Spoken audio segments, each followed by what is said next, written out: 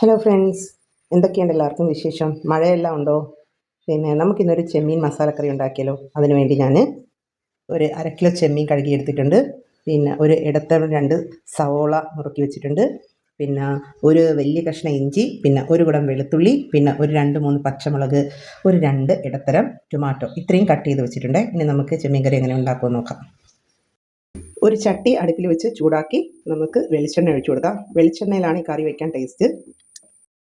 എണ്ണ ചൂടായി വരുമ്പോൾ അതിൽ കുറച്ച് കടുകിടാം, ഒരു സ്പൂൺ ഉലുവ. കടുക് ഉലുവ ആയതിനു ശേഷം നമ്മൾ കുത്തി വെച്ചിരിക്കുന്ന ഇഞ്ചിയും പച്ചമുളകും വെളുത്തുള്ളിയും ചേർക്കാം.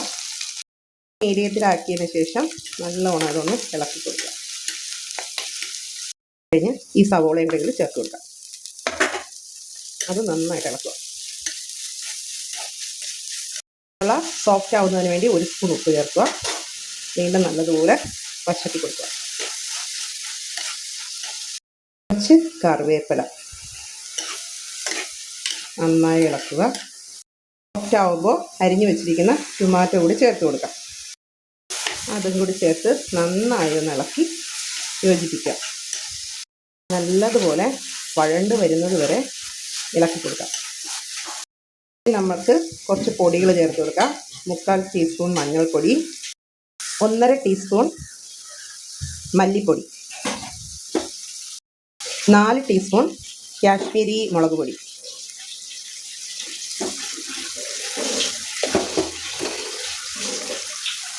1/4 ടീസ്പൂൺ ഗരം മസാല. ഇതെല്ലാം നന്നായിട്ട് മിക്സ് ചെയ്യുക. ആ സമയം തീ സിമ്മിലായിരിക്കണം. പൊടികളുടെ പച്ചമണമെല്ലാം മാറി നന്നായിട്ട് വഴണ്ട് വന്ന് എണ്ണയെല്ലാം തെളിഞ്ഞ് വന്നിട്ടുണ്ട്. ഇതിലേക്ക് ഞാനൊരു 2 കഷ്ണം കുടംപുളി എടുത്ത് വെച്ചിട്ടുണ്ട്. അത് ചേർത്ത് കൊടുക്കുകയാണ്.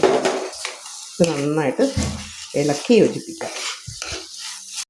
തിളയ്ക്കുന്നവരെ നമുക്ക് വെയിറ്റ് ചെയ്യാം. നന്നായി തിളച്ചിട്ടുണ്ട്. ഇതിൽ കഴുകി വെച്ചിരിക്കുന്ന ചെമ്മീൻ ചേർത്ത് കൊടുക്കാം.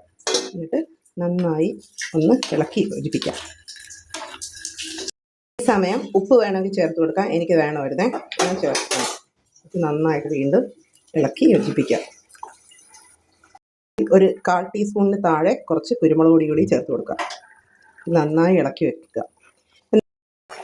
5 മിനിറ്റ് അടച്ചു വെച്ച് വേവിക്കാം കേട്ടോ. 5 മിനിറ്റ് കഴിഞ്ഞ് നമുക്ക് ഓപ്പൺ ആക്കി നോക്കാം. ചെമ്മീനെല്ലാം ഏകദേശം നല്ലോണം വെന്തിട്ടുണ്ട്.